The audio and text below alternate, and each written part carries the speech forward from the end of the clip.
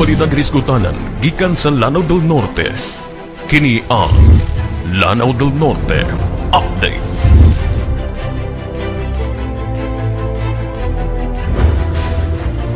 Lanao del Norte Update.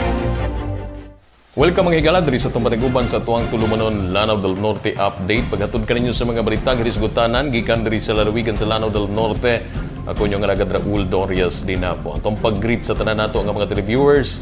Kutob sa maabot ng ato ang telecast sa atong mga partner cable station sa lalawigan sa Lanao del Norte, Green Valley ug Pangal Bay Ventures, sa Dakbayan Siligan, Southern Cable ug sa Osama City, pinagi sa Lumad, Misamisnon TV. Kumusta ang ato mga televiewers? Sa nasangpit nga mga lugar, mahinawat kitang ana sa Kapiskay as usual ang ato ang mga partners nga mga tumatanaway diri sa ato ang tulumanon. Labrigod sa Lanao del Norte, Governor Khalid Gibran sa Limaporo, atong gigdaslamatan og si Vice Gov Christy Navarro Atay, uban ang mga board members sa 1st ug 2nd District sa lalawigan sa Lanao del Norte, ang atong mga mayores sa 22 ka mga munisipyo og sa tanan nga mga kapitanis sa tibuok lalawigan sa Lanao del Norte ka barangayan, 465 ka mga kabarangayan. Maayong adlaw kaninyong tanan og welcome din nga ato ang line usab nga episode sa tuang tulumanon. Sa ato porsab nga duha ka mga kongresista, 1st District Congresswoman Angging Gibran sa Limaporo ug 2nd District Congressman Abdullah Bobby Limaporo og sa tanan nato nga mga partners, mga people's organization, mga NGOs ug tanan nga mga lumilihok sa ato ang development, lumilihok sa countryside development. Sa update gikan diri sa lalawigan sa Lanao del Norte, baguhay pa lamang bibisita ang mismong sekretary sa Department of Agriculture, Secretary Proceso Alcala, og naghihimamat siya sa tanan nga mga representante sa sektor sa mga mag-uuma sa lalawigan sa Lanao del Norte. Unang gibisitaan sa opisyal sa Department of Agriculture mao ang lungsod sa Matunggaw, uban ni Governor Khalid Gibran sa Limaporo og sa uban pa nga mga opisyal sa lalawigan sa Lanao del Norte lakip nga mitambong ang mismo mga local chief executive sa mga nagkadayang nga mga munisipyo nga sakop sa 1st District sa lalawigan sa Lanao del Norte. Ani atong tanaon ang pagbisita ni DA Secretary Proceso Alcala sa lungsod sa Matunggaw. Actually po, ito pong dala-dala natin ay mga iba-iba po klaseng intervention ito. Meron pong farm to market roads, meron pong mga seeds, meron pong mga farm equipment implements, meron pong mga post-harvest facilities na dala-dala po natin para sa buong Region 12, Region 10. Ang total na kahalaga po nito is worth 312 billion pesos. That's for Region 10. Region 10. Ito po initial ito dahil yung 2015 is ongoing pa lang po yung pagpunta. Secretary, would you expect to go sa front page, banner story ng inquiry about 14 billion? Tingnan nyo po yung pong banner story ay ganun na nakalagay. Ngunit pag binasa nyo po yung loob, sana po yung binabasa ng mamayan, makikita po natin na hindi po ganun ibig ko sabihin na ongoing yung kanilang mga question ng COA, pero it doesn't mean na ito'y mali na.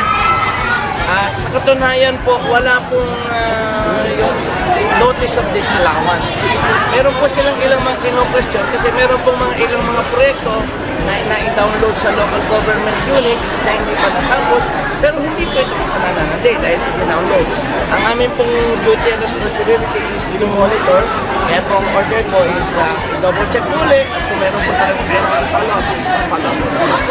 But at the end of the day, katulad po nung ISEP na ibinabato po sa amin, ito pong ISEP na ito ay problema na po ng past administration. Yung pong hindi nababayaan ng problema po ng past administrations. Kaya nga po itinigil natin sapagkat nagiging dahilan po ng korupsyon. Maliwanag po ito. Hindi po nangyari yung pagkawala ng pera sa administrasyon po namin ni Pangulong Marcos.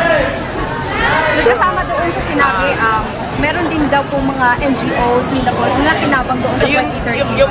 Yung pong sinasabing na yung po bukod na istorya na siguro po mismo sa Inquirer po lumabas na ng siguro more than 4 to 5 times na. At may paliwanag ko na po ito na ito po ay may mga dumaan po nalusutan po kami ng isang NGO ni Napoles. But at the end of the day, ito po ay aming na-submit ko na po. Naipaliwanag po namin ito ng matuwid. So, pinagsasama-sama lang po. Siyempre po, alam po naman natin, may election fever na po tayo. So, lahat po ng may baboto na hindi po ganun kaganda, siguro ay sinupukol po. Dahil alam naman po ninyo, medyo being Liberal Party member at saka po malapit po tayo kay Pangulo ay kung una pa, pinipilit po nilang igaganon. Sana po ay kayo na mabuskan. Sir, ano yung opinion mo or ang tulong mo sa isang director sa region at 5 pang piso sa day na may desisyon na ang ombudsman? Ang director na sila. Kailangan po namin i-carry yung ipatupad po yung order ng kailangan po namin ipatupad yung order ng Husgado. So nag-assign po kami ng OIC Director, si OIC Director Abaya na siya po mag-handle ng Region 6. Hindi po namin pwedeng itigil kasi kailangan po namin magbigay ng serbisyo sa mga mangistat namin. Hindi ba napiktuhan yung introduction ng PRDP for Visayas? At tingin ko po naman hindi po epektuhan kasi para ito may epektuhan dapat hindi naisusunod yung mga programa. Alam niyo po, yun ang kagandahan ng PRDP. We are training, hindi lang po isang tao, hindi lang po dadalawang tao, kundi lahat po ng munisipyo na gusto mag-participate. So kailan mag-effect yung OIC? Nandun na po, sabi ko nga lang po, kararating ko lang galing Indonesia, pero ang alam ko po ay nandun na po yung OIC at nagpa-turn over na po sila. Will the yung kinakasuhan, may chance ba sila magpaniwala? Yung pong mga kinakasuhan ay they will have their chance na siguro may appeal po silang iginawa at saka may pwede rin po silang umapila yata sila sa ombudsman at saka pwede rin po silang umapila sa Court of Appeals. Anong warning mo sa mga ibang mga directors? Actually po, ang Hindi masangkot sa mga...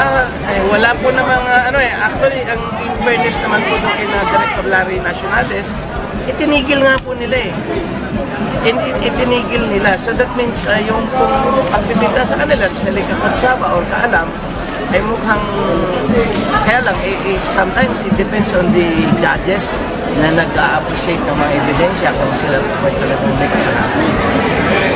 So may report pa kayo natanggap dito sa guys?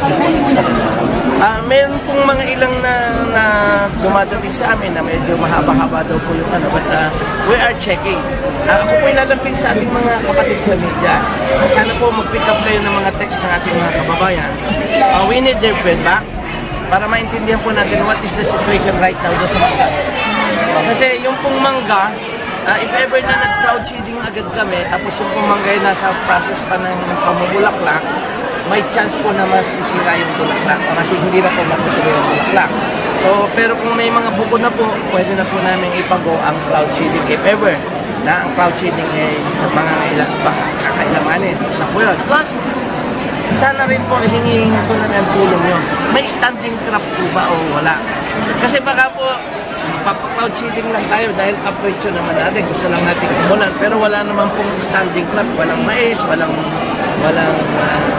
palay na nakatayo. Eh sayang din naman pero po napapaganda. Eh ba? So again, kanina I was talking with si Secretary Alcala at ngayon, ang nafe-feel namin, hindi lang ako, yung mami ko, yung daddy ko, medyo hindi maganda ang lumalabas dyan sa dyaryo. Na palaging inaatake nila atong halandong presidente dahil sa mamasapano.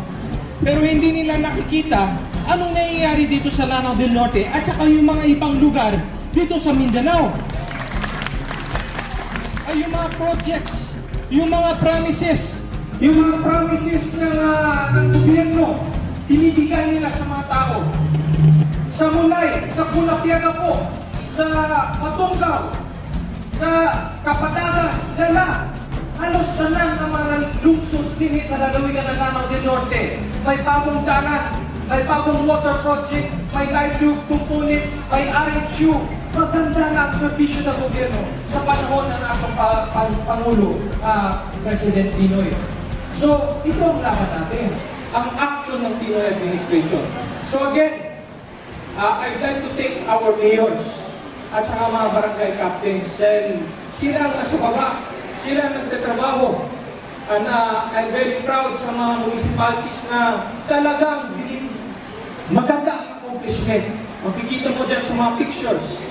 Ang challenge ko kay Mayor Parhana, before I step down as Governor ng Lanao del Norte, sana lang tanan ng mga barangays ng Pulapiaga po accessible 100%.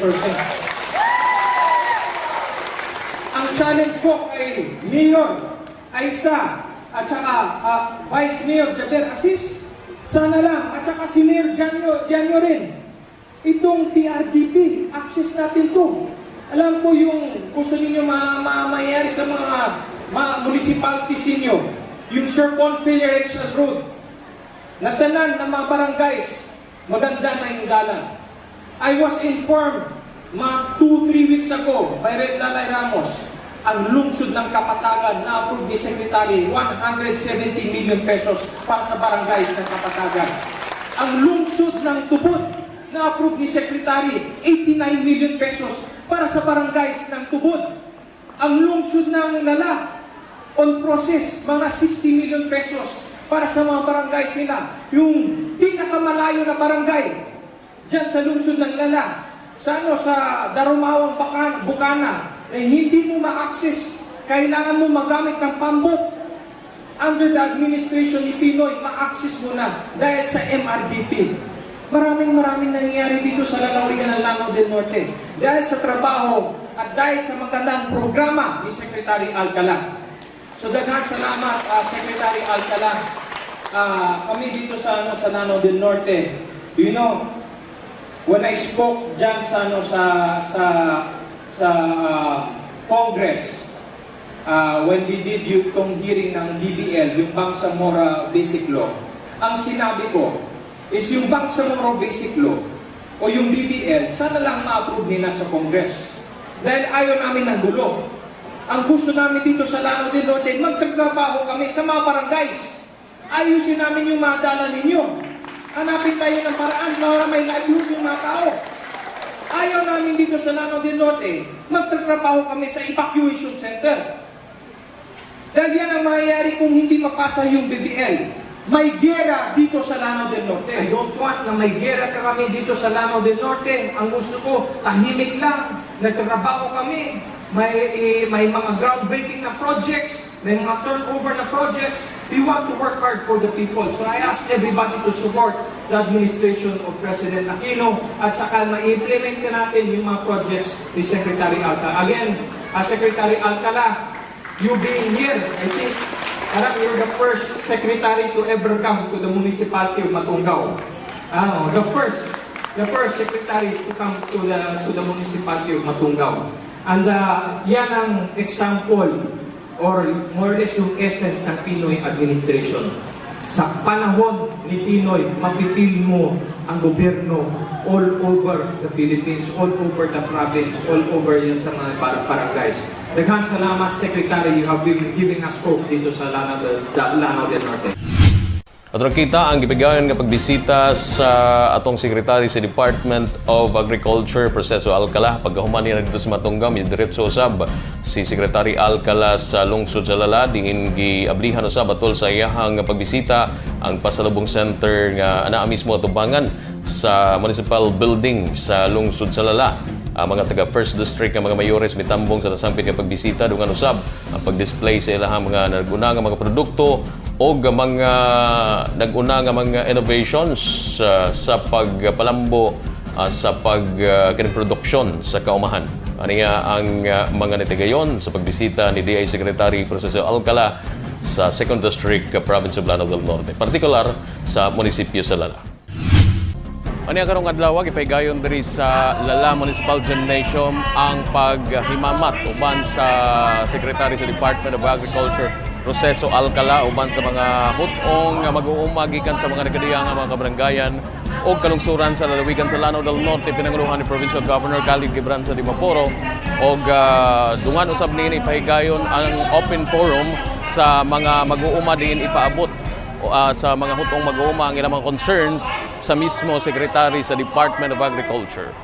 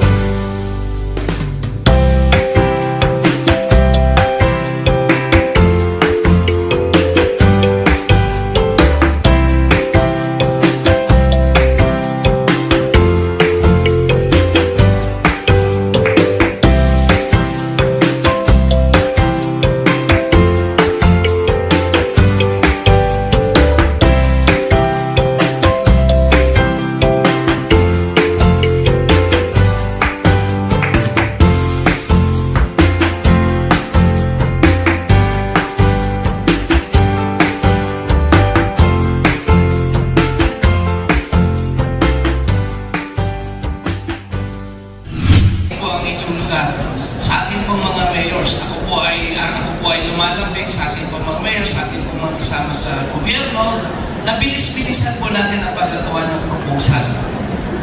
With the Philippine Rural Development Program, habang ako po ay nandito, very aggressive at handa pong tumulong sa ating mga local government units, bilis-bilisan niyo po sapagkat sobra po ang ganda ng programa dito.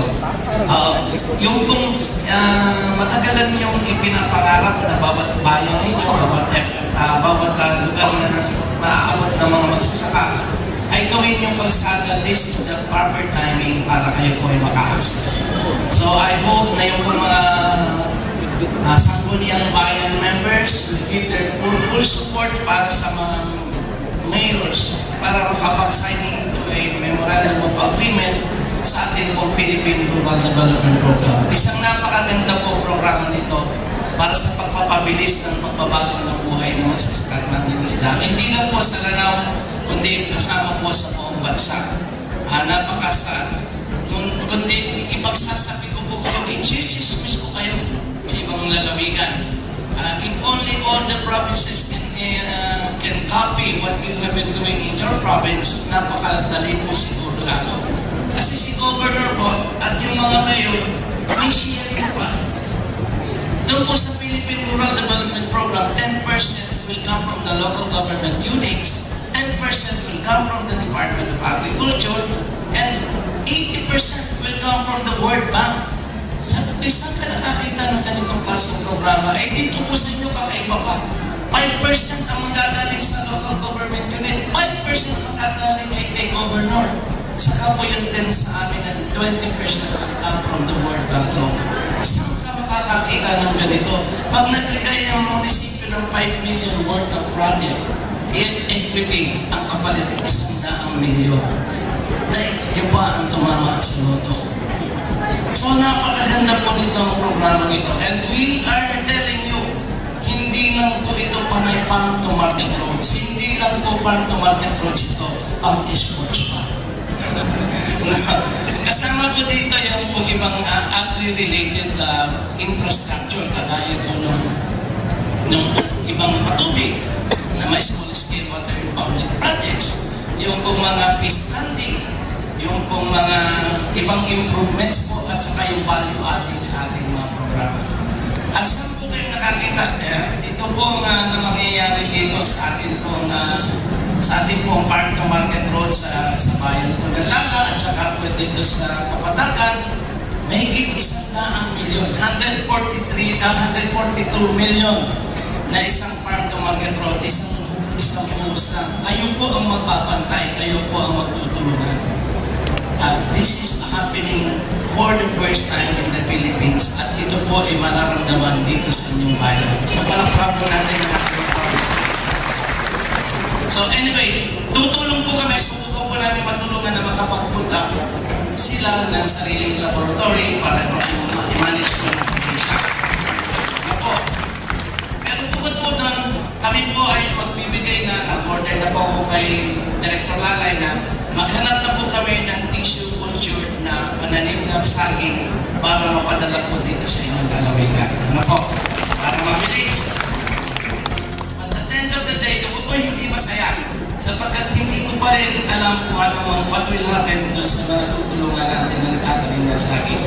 Para po ako yung mas masaya, sabi ko po kay board,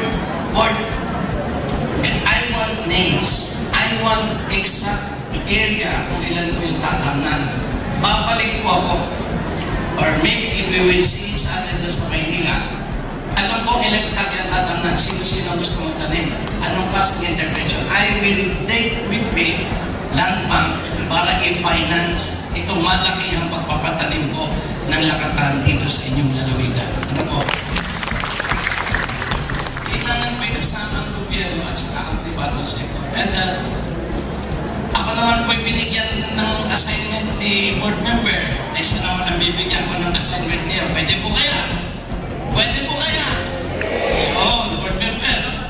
Within the next 2 weeks naman, bigyan ko niyo ako ng pangalan para kami mabilis ating mabigyan ng hakbang nito para palakpakan po natin si board member. Ako lang po ay lalambing sa mga taga-Lanao. Ito po ay magandang programa. Ito po ay pagkakakitaan. I'm giving you the first option para kayo mag-invest. Before I will try to encourage other people from other provinces or other Filipinos na mag-invest dito sa mariculture programs sa SMD ay sanay kayo po muna. Even the public officials, I'm inviting you na iayos po natin. Magkawa po kami ng isang comprehensive plan, hindi lang po production, pati po pagtulong sa marketing, tutulong po ako.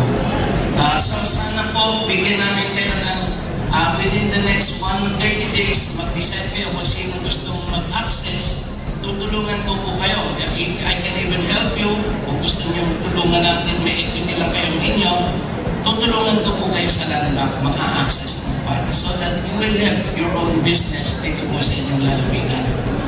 Baka po kasi pangit na nag-invite tayo sa iba, kayo yung naiwanan. So I want you to have the first practical sa negosyo na pwede po natin palakayin sa inyong lalawigan. So po, please extend our invitation to sa ibang negosyante sa ating pong lalawigan. So sa atin po, maraming salamat po ulit sa mga mayors. Palakpakan po natin ang mga mayors. Tandaan niyo po, PRDP hindi po farm to market roads lang. Marami pa pong pang-sports niyan. Ano po? Even sa livestock din po, we are inviting the business people of this province for us to have a comprehensive planning regarding yung expansion of livestock programs sa ating buong bayan. Willing po kami na makipagtulungan kasi nakita ko po sobrang bilis ng expansion ng pagpapadami ng mais in your province. If you have corn, that is 60% of the total feed requirements of any livestock program, mas magiging viable na po kayo dito sa Lanao. So, again, that's one of the programs na gusto ko pong madala dito sa inyo. Sabi po natin magandang buhay! Magandang ani! Lanao del Norte! Maganda itong style ni Secretary Alcala.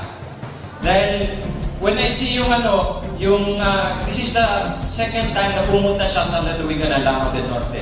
Yung first time sa Kauswagan, Tapos ang maganda dito, overnight siya sa probinsya. Last yesterday, pumunta siya sa Matunggaw, ngayon dito sa Lala, tapos sa Kulambugan.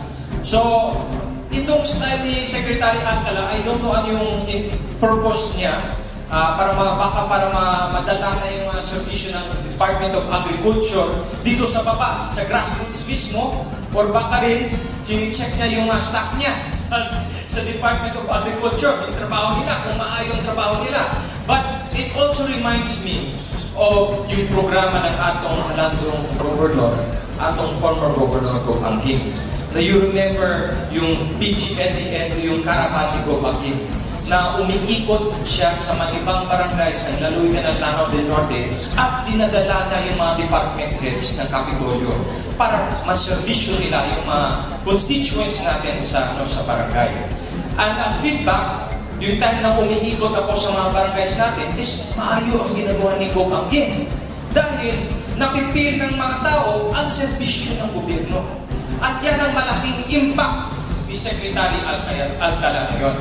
Na sa mga ibang lungsod, din sa lalawigan ng Lanao del Norte, we can say na we feel the progress, the development under the Aquino administration.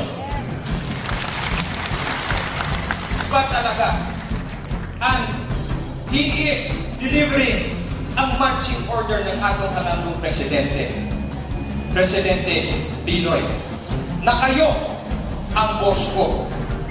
That's why I was watching him sa Kauswagan. Bumaba yung mga rebelde.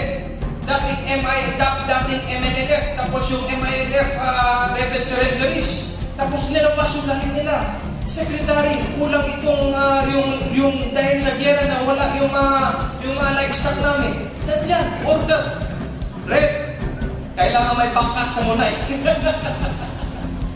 And then yesterday sa Pantar, yung Mau, medyong shaky ang dating niya dahil sa gulo, ang grido ng Vice Mayor at saka Mayor ng lungsod ng Pantar, na evacuate yung mga farmers. Ang commitment ni Secretary Alcala sa amin, kung basta maayos mo yung peace and order condition dyan sa lungsod ng Pantar, lahat yung mga hinahangyo nila na farm tractor, sagot ng Department of Agriculture. Yan ang maganda kay Secretary Alcala. Mapipil na natin dito sa grassroots yung tone ng Aquino administration na kayo ang boss ko. And that's what's nice with si Secretary Alcala. And we'd like to thank him from the bottom of our hearts on behalf of the people of Lanao del Norte for bringing the services of the Department of Agriculture closer to the people. Ngayon, dito sa Kapatagan Valley, alam ko yung number one concern ninyo. At yung number one concern ninyo is yung irrigation system. Na may board resolution na galing sa Kapatagan, may Sangguniang Palalawigan resolution rin na ayusin natin yung mga irrigation systems dito sa Kapatagan Valley.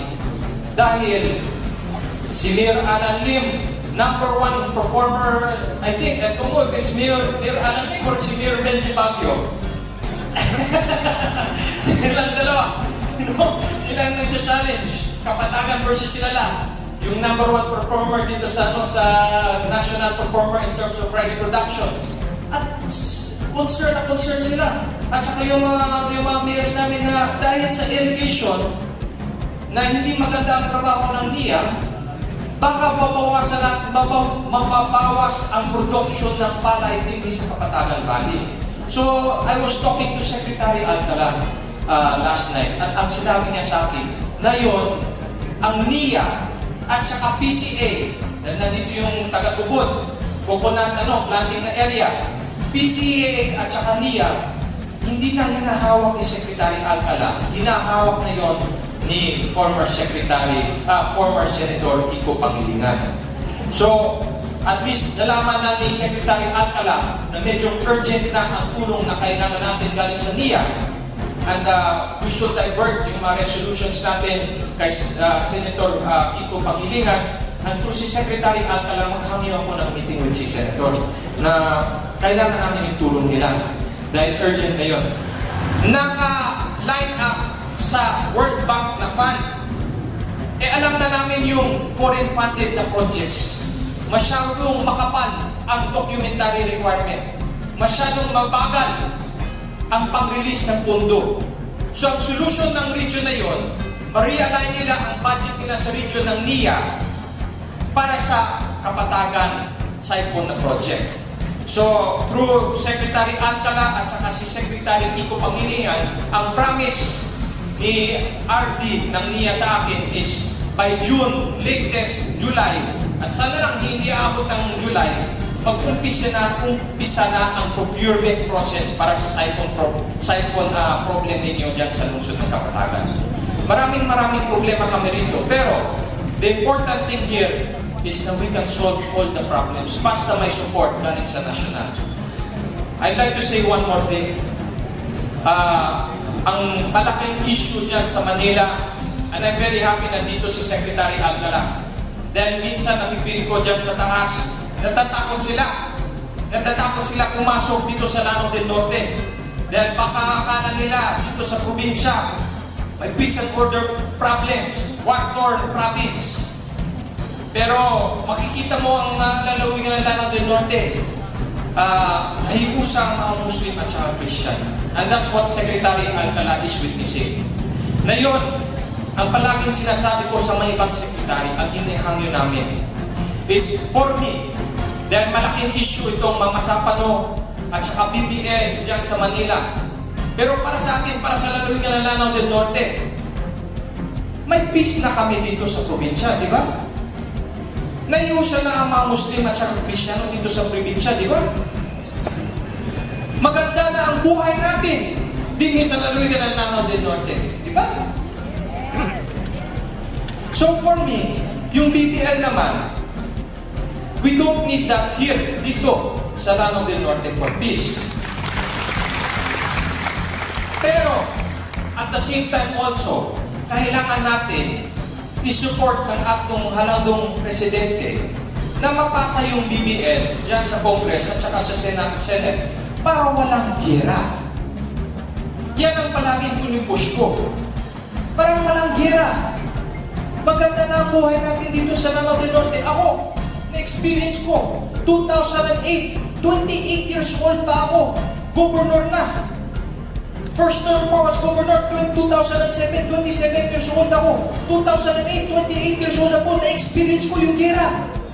Na mapatay yung mga tao sa Kulabugan at saka Kauswagan. I do not want to experience that again. At yan ang palaging tinatrabaho ko.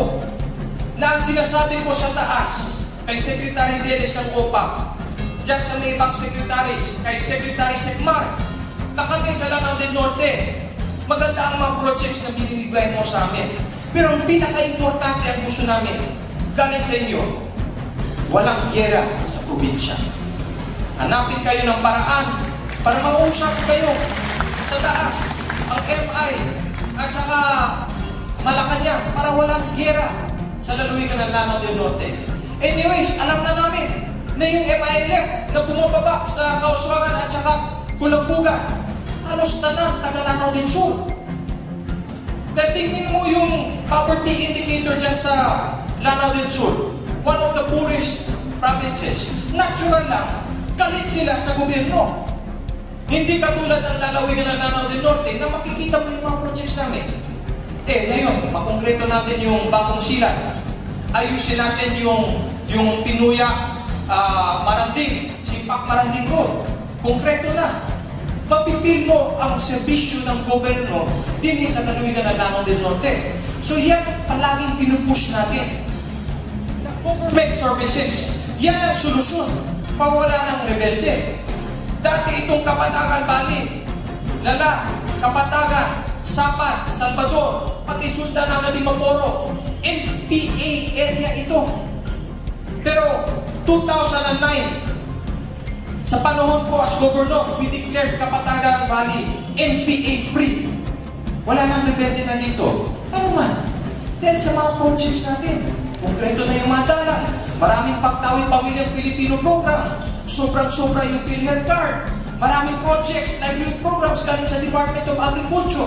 Ang hinahangyo lang natin galing sa taas, walang gulo, walang giyera. So kung sinasabi ni Presidente, Gov. Khalid, okay, parang may peace agreement na tayo with the MILF, hindi sila magigera. I-support mo na lang ako na 6 municipalities, Lunungan, Tangkal, Munay, Balui, Pantar, at saka Taguluan. Walang dagdag. Ang hangin ko lang sa iyo is may plebisito tayo.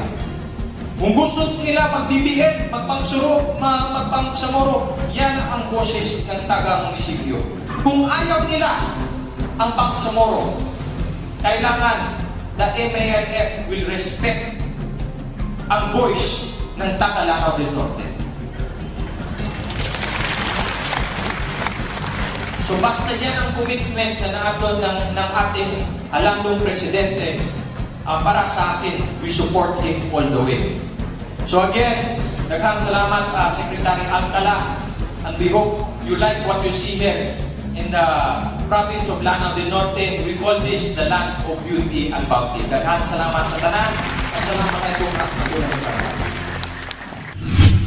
Ato nakita ang mga eksena sa bibo kaayo nga pagbisita ni DA Secretary Proceso Alcala sa Lala. Unya kita nato nga very energetic gyud ang ato ang secretary sa DA, uban ang pagtunol sa mga nagkadayang ayuda gikan sa iyang buhatan paingon lahos sa mga nagkadayang mga mag-uuma nga mitambong sa nasangpit kakalihukan, dungan usab ang pagtambong sa mga barangay officials nga nagpunsisok duot kayo sa iyang pagbisita sa lungsod sa Lala alang kato sa mga taga 2nd District, Province of Lanao del Norte. Pagkahuman sa nasangpit nga kalihukan, may diretso usab ang DA Secretary sa lungsod sa Kulambugan o ganiya ang mga gipagawas nga mensahe sa mga opisyal sa lalawigan mismo sa Secretary sa Department of Agriculture sa iyang pagbisita sa lungsod sa Kulambugan.